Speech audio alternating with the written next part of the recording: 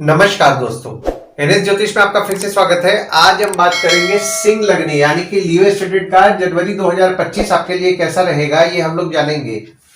अगर आपने सिंह लग्न का साल 2025 आपके लिए कैसा जाएगा ये वीडियो नहीं देखा है तो ऊपर दिए हुए आई बटन पर क्लिक करें।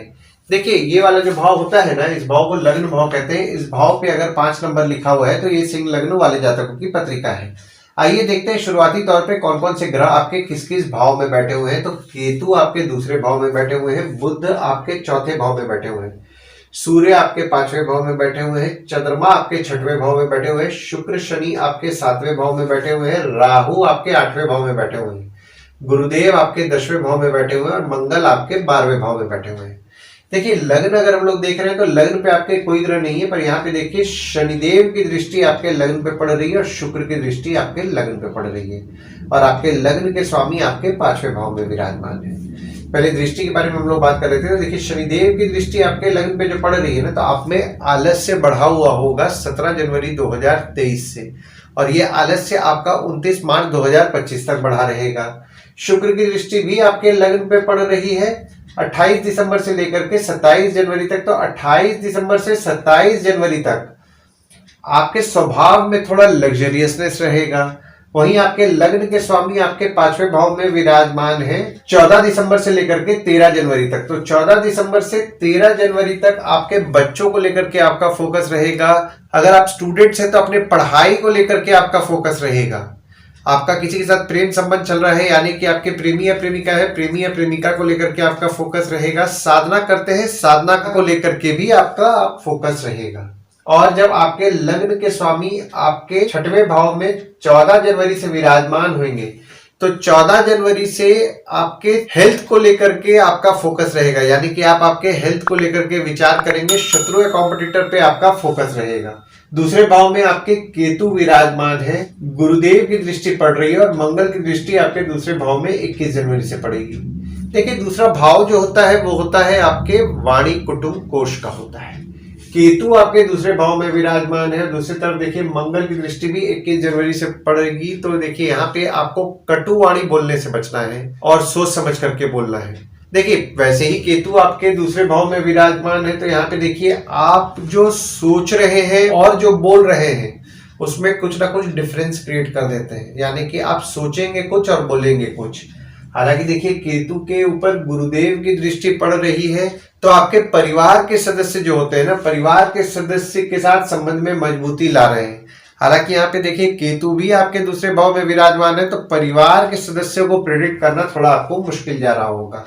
वहीं आपके दूसरे भाव के स्वामी आपके चौथे भाव में विराजमान है 29 अक्टूबर से लेकर के 3 जनवरी तक। तो 29 अक्टूबर से 3 जनवरी तक जो भी लोग ट्रांसपोर्ट रियल एस्टेट से संबंधित काम कर रहे हैं, नई पुरानी गाड़ी खरीदना बेचना, car detailing, car accessories, property खरीदवाना बेचवाना या कोई भी घर वाहन से संबंधित काम कर रहे हैं, उनके काम को लेकर के निश्चित तौर पर उनको लाभ होकर आएंगे। और जब आपके दूसरे भाव के स्वामी आपके 5वें भाव में 4 जनवरी से लेकर के 23 जनवरी तक विराजमान रहेंगे, तो 4 जनवरी से 23 जनवरी तक अगर आपके बड़े बच्चे हैं और कमाने वाले हैं तो उनसे आपके लाभ के योग बना रहे हैं। और वहीं जब बुध 24 जनवरी को आपके 6वें भाव में विराजमान होंगे तो आपके शत्रु या कॉम्पिटिटर से आपको निश्चित तौर पर लाभ कराएंगे। और अगर आप मेडिकल फील्ड से संबंधित काम कर रहे हैं, जैसे कि डॉक्टर हैं, फार्मासिस्ट हैं, या फिर आप मेडिकल इक्विपमेंट का बिजनेस कर रहे हैं या कोई भी रोग बीमारी से संबंधित काम कर रहे हैं, तो यहाँ पे आपके काम को लेकर के आपके लाभ के योग बनाएंगे। तीसरे भाव में आपके कोई ग्रह नहीं है, पर यहाँ पे देखिए मंगल की दृष्टि आपके तीसरे भाव में पड़ रही है और आपके तीसरे भाव के स्वामी आपके 7वें भाव में विराजमान है। देखिए, तीसरा भाव जो होता है वो होता है आपके स्वयं के पराक्रम, धैर्य, छोटे भाई बहन, पड़ोसी, डेली के प्रवास का होता है। मंगल की दृष्टि आपके तीसरे भाव में पड़ रही है, तो आपके पराक्रम को निश्चित तौर पर बढ़ाएंगे। पर यहाँ पे आपके छोटे भाई बहन हो गए, पड़ोसी हो गए, वे थोड़ा स्वभाव में एग्रेसिव रहेंगे, छोटे मोटे विवाद हो सकते हैं, विवाद से बचना है। और आपके तीसरे भाव के स्वामी आपके 7वें भाव में विराजमान है 28 दिसंबर से लेकर के 27 जनवरी तक। तो 28 दिसंबर से 27 जनवरी तक आपके स्पाउस द्वारा आपको धैर्य की प्राप्ति होगी, आपके स्पाउस से आपको हिम्मत मिलेगी। भागीदारी में काम करते हैं, भागीदार द्वारा आपको धैर्य की प्राप्ति और हिम्मत मिलने वाली है। चौथे भाव में आपके बुध विराजमान है, गुरुदेव की दृष्टि पड़ रही है और शनिदेव की दृष्टि पड़ रही है और आपके चौथे भाव के स्वामी आपके 12वें भाव में विराजमान है। देखिए चौथा भाव जो होता है वो होता है आपके सुख, माता, घर, वाहन का होता है। चौथे भाव में आपके बुध जो विराजमान है आपके दूसरे भाव के स्वामी हैं और आपके 11वें भाव के स्वामी हैं, जो कि चौथे भाव में विराजमान है, और आपके चौथे भाव के स्वामी आपके 12वें भाव में विराजमान है। देखिए जो भी लोग ट्रांसपोर्ट, रियल एस्टेट से संबंधित काम कर रहे हैं, नई पुरानी गाड़ी खरीदना बेचना, car detailing, car accessories, property खरीदवाना बेचवाना, या कोई भी घर वाहन से संबंधित काम कर रहे हैं, उनके काम से उनको लाभ होगा, पर उनके काम को लेकर के कुछ ना कुछ खर्चे भी हो रहे होंगे। आपकी माता के साथ आपके संबंध में आपको मिला जुला फल मिल रहा होगा। 5वें भाव में आपके सूर्य विराजमान है और बुध 4 जनवरी को विराजमान होंगे, और मंगल की दृष्टि आपके 5वें भाव में पड़ने लगेगी 21 जनवरी से, और आपके 5वें भाव के स्वामी आपके 10वें भाव में विराजमान है। देखिए 5वां भाव जो होता है वो होता है आपके संतति, प्रेम, पढ़ाई, साधना का होता है। देखिए 5वें भाव में आपके बुध आदित्य योग का निर्माण हो रहा है 4 जनवरी से लेकर के 13 जनवरी तक, और 5वें भाव में जो आपके बुध आदित्य योग का निर्माण हो रहा है निश्चित तौर पर आपको शुभ फल प्रदान करेंगे। देखिए जो भी स्टूडेंट्स पढ़ते पढ़ते कोई काम करने का प्रयास कर रहे हैं, यानी कि पार्ट टाइम जॉब की मैं बात कर रहा हूँ, पार्ट टाइम जॉब करने का प्रयास कर रहे हैं, उनके लिए तो जनवरी का महीना बेनिफिशियल है। और जो लोग भी एजुकेशन से संबंधित भी काम कर रहे हैं, जैसे कि टीचर हो गए, प्रोफेसर हो गए, कोचिंग इंस्टीट्यूट चला रहे हैं, ट्रेनिंग इंस्टीट्यूट चला रहे हैं, या कोई भी एजुकेशन संबंधित काम कर रहे हैं, उनके काम में उनको बढ़ोतरी निश्चित तौर पर देखने मिल रहा होगा। मंगल की दृष्टि आपके 5वें भाव में पड़ रही है 21 जनवरी से, तो यहाँ पे आपके बच्चों के स्वभाव में थोड़ा क्रोध बढ़ेगा। डिप्लोमेटिकली अगर आप बच्चों को हैंडल करेंगे तो ज्यादा अच्छा है। और अगर आपका किसी के साथ प्रेम संबंध चल रहा है तो प्रेमी या प्रेमिका भी थोड़ा एग्रेसिव स्वभाव के रहेंगे 21 जनवरी से, तो उनको डिप्लोमेटिकली आप हैंडल करिए। 6वें भाव में आपके चंद्रमा विराजमान है, सूर्य 14 जनवरी को विराजमान हो रहे हैं, बुध 24 जनवरी को विराजमान हो रहे हैं, गुरुदेव की दृष्टि पड़ रही है और मंगल की दृष्टि पड़ रही है। देखिए 6वां भाव जो होता है वो होता है आपके रोग, ऋण, शत्रु, मामा मौसी का होता है। बुध आदित्य योग आपके 6वें भाव में बन रहे हैं 24 जनवरी से। हालांकि देखिए यहाँ पे बुध आदित्य योग को 6वें भाव में उतना शुभ नहीं माना गया है, पर जो भी लोग मेडिसिन से संबंधित काम कर रहे हैं, डॉक्टर हैं, फार्मासिस्ट हैं, या फिर मेडिकल इक्विपमेंट का बिजनेस कर रहे हैं, या फिर सिक्योरिटी सप्लाई, बैंक रिकवरी संबंधित काम कर रहे हैं, उनके काम से उनको इनकम में बढ़ोतरी देखने 24 जनवरी से मिलेगा। और चंद्रमा भी आपके 6वें भाव में 1, 2, 29 और 30 तारीख को विराजमान होकर के विपरीत राजयोग का निर्माण कर रहे हैं। देखिए 1, 2, 29 और 30 तारीख को अगर आपका कोई खर्चा आपके शत्रु या कॉम्पिटिटर पे हो रहा है ना, तो खर्चा कीजिए, उससे निश्चित तौर पर आपको बेनिफिट ही मिलेगा। क्योंकि जब विपरीत राजयोग आपके पत्रिका में बनता है ना, तो आप आपके संघर्ष से सब कुछ हासिल करते हैं।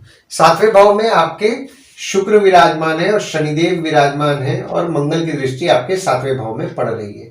देखिए 7वां भाव जो होता है वो होता है आपके स्पाउस, भागीदार का होता है। शुक्र जो आपके 7वें भाव में विराजमान है, शुक्र आपके 3रे भाव के स्वामी है और आपके 10वें भाव के स्वामी है, जो कि 7वें भाव में विराजमान हो रहे हैं। शनि अपने राशि में ही बैठ करके शश नामक पंच महापुरुष योग का निर्माण भी कर रहे हैं। ऊपर से मंगल की दृष्टि भी आपके 7वें भाव में पड़ रही है। देखिए 7वां भाव जो होता है वो होता है आपके स्पाउस, भागीदार का होता है।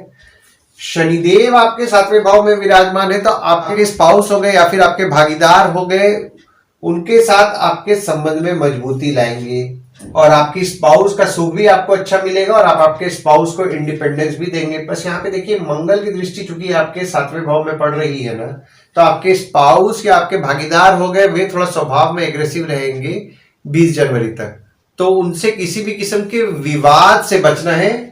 8वें भाव में आपके राहु विराजमान है और शुक्र 28 जनवरी को आपके 8वें भाव में विराजमान होंगे, और आपके 8वें भाव के स्वामी आपके 10वें भाव में विराजमान है। देखिए 8वां भाव जो होता है वो होता है आपके आयु, जीवन, मृत्यु, अचानक धन लाभ, ससुराल का होता है। 8वें भाव में आपके राहु विराजमान है 30 अक्टूबर 2023 से। तो 30 अक्टूबर 2023 से आपके ससुराल वालों के स्वभाव में आपने देखा होगा कि थोड़ा उनके स्वभाव में एग्रेसिवनेस बढ़ा है। हालांकि यहाँ पे देखिए आपके अचानक धन लाभ के योग बना रहे हैं, और आपके 8वें भाव के स्वामी आपके 10वें भाव में विराजमान है, तो पिता की स्वास्थ्य का थोड़ा ध्यान देना है। पिता की स्वास्थ्य थोड़ी बहुत बिगड़ सकती है। जो भी लोग जमीन से नीचे से संबंधित काम करते हैं, उनके काम में उनको बढ़ोतरी देखने मिलेगा, यानी कि उनके काम में उनको रिस्पॉन्सिबिलिटीज बढ़ने वाला है। और शुक्र जब 28 जनवरी को आपके 8वें भाव में विराजमान होंगे, तो शुक्र आपके 3रे भाव के स्वामी हैं और आपके 10वें भाव के स्वामी हैं, जो कि 8वें भाव में विराजमान हो रहे हैं। देखिए 28 जनवरी से ना आपके पराक्रम में थोड़ी बहुत आप कमी महसूस करेंगे। छोटे भाई बहन अगर आपके हैं तो उनकी स्वास्थ्य का आपको ध्यान देना है। छोटे भाई बहन की स्वास्थ्य बिगड़ सकती है, पिता की स्वास्थ्य का थोड़ा ध्यान देंगे। नवम भाव में आपके कोई ग्रह नहीं है, पर यहाँ पे देखिए शनिदेव की दृष्टि आपके नवम भाव में पड़ रही है। और नवम भाव में जो शनिदेव की दृष्टि पड़ रही है वो नीच के शनिदेव की दृष्टि पड़ रही है। और नवम भाव के स्वामी आपके 12वें भाव में विराजमान है। देखिए नवम भाव जो होता है वो होता है आपके भाग्य, धर्म, जीजा, साली, साला, छोटे भाई के स्पाउस का होता है। शनिदेव की दृष्टि आपके नवम भाव में पड़ रही है तो आपके भाग्य में थोड़ी बहुत आप कमी महसूस करेंगे। और आपके नवम भाव के स्वामी आपके 12वें भाव में विराजमान है 20 अक्टूबर से लेकर के 20 जनवरी तक। तो 20 अक्टूबर से 20 जनवरी तक अगर आप विदेश संबंधित काम करते हैं, जैसे कि इंपोर्ट एक्सपोर्ट हो गया, फॉरेन ट्रेड हो गया, फॉरेन से प्रोजेक्ट्स उठा के काम कर रहे हैं, कोई भी विदेश संबंधित काम कर रहे हैं, तो आपका भाग्य निश्चित तौर पर आपका साथ देगा। धार्मिक कार्यों को लेकर के आपके कुछ ना कुछ खर्चे बढ़ेंगे। और अगर आप विदेश जाने का भी प्रयास कर रहे हैं तो विदेश जाने में भी आपका भाग्य निश्चित तौर पर आपका साथ देने वाला है। वहीं जब आपके नवम भाव के स्वामी आपके 11वें भाव में 21 जनवरी से लेकर के 2 अप्रैल तक विराजमान रहेंगे और आपके 11वें भाव में वक्री रहेंगे, इनकम के लिए आपका भाग्य निश्चित तौर पर साथ देने वाला है। दशम भाव में आपके गुरुदेव विराजमान हैं और आपके दशम भाव के स्वामी आपके 7वें भाव में विराजमान है। देखिए दशम भाव जो होता है वो होता है आपके बॉस, पिता, काम, ऑफिस का होता है। दशम भाव में आपके गुरुदेव विराजमान है 1 मई 2024 से और 14 मई 2025 तक विराजमान रहेंगे। तो यहाँ पे आपके काम को लेकर के रिस्पॉन्सिबिलिटीज बढ़ा रहे हैं। और 28 दिसंबर से लेकर के 27 जनवरी तक आपकी स्पाउस आपके काम में मदद भी करेगी। भागीदारी में काम करते हैं, भागीदार का आपको सपोर्ट अच्छा मिलने वाला है। 11वें भाव में आपके मंगल 21 जनवरी को विराजमान होंगे और आपके 11वें भाव के स्वामी आपके 4थे भाव में विराजमान है। देखिए 11वां भाव जो होता है वो होता है आपके आय, यानी कि इनकम, दोस्त, पहचान के लोग, कम्युनिकेशन, बड़े भाई बहन का होता है। देखिए 11वें भाव में आपके मंगल जब 21 जनवरी से विराजमान होंगे ना, तो इनकम के लिए तो आपका भाग्य निश्चित तौर पर साथ दिलाएंगे। कम्युनिकेशन से कोई काम करना चाह रहे हैं उसमें आपका लक फैक्टर आपका अच्छा साथ देगा। जान पहचान वाले लोगों के थ्रू काम करना चाह रहे हैं तो उसमें भी आपको बेनिफिट मिलेगा। और आपके 11वें भाव के स्वामी जब आपके 5वें भाव में 4 जनवरी से लेकर के 23 जनवरी तक विराजमान होंगे, तो 4 जनवरी से 23 जनवरी तक जो भी लोग एजुकेशन से संबंधित काम करते हैं, जैसे टीचर हैं, प्रोफेसर हैं, कोचिंग इंस्टीट्यूट चला रहे हैं, ट्रेनिंग इंस्टीट्यूट चला रहे हैं, या फिर प्रोफेसर हैं, या कोई भी एजुकेशन संबंधित काम कर रहे हैं, उनके काम को लेकर के उनके लाभ के योग निश्चित तौर पर 4 जनवरी से 23 जनवरी तक बन रहे हैं। और जो स्टूडेंट स्कॉलरशिप का प्रयास कर रहे हैं उनके लिए भी 4 जनवरी से 23 जनवरी तक फेवरेबल समय है। 12वें भाव में आपके मंगल विराजमान है और मंगल जो आपके 12वें भाव में विराजमान है वे नीच के हो जा रहे हैं और आपके 12वें भाव के स्वामी आपके 6वें भाव में विराजमान है। देखिए 12वां भाव जो होता है वो होता है आपके खर्च, जेल, फॉरेन, हॉस्पिटल, मोक्ष का होता है। 12वें भाव में देखिए आपके मंगल विराजमान है 20 अक्टूबर से लेकर के 20 जनवरी तक। तो 20 अक्टूबर से 20 जनवरी के बीच में, यानी कि जनवरी में अगर मैं बात करूं तो शुरुआत के 20 दिन के लिए भी किसी से विवाद से बचें। अगर विवाद हो भी जा रहा है तो अपने एंड से सॉल्व करें, कानूनी मामले में जाने से बचें। और आपके 12वें भाव के स्वामी, जैसा कि मैंने आपको बताया, आपके 6वें भाव में 1, 2, 29 और 30 तारीख को विराजमान होकर के विपरीत राजयोग का निर्माण कर रहे हैं। तो आपके शत्रु कॉम्पिटिटर पे अगर कुछ खर्चा हो रहा है 1, 2, 29 और 30 तारीख को, तो कीजिए, उससे निश्चित तौर पर लाभ होगा।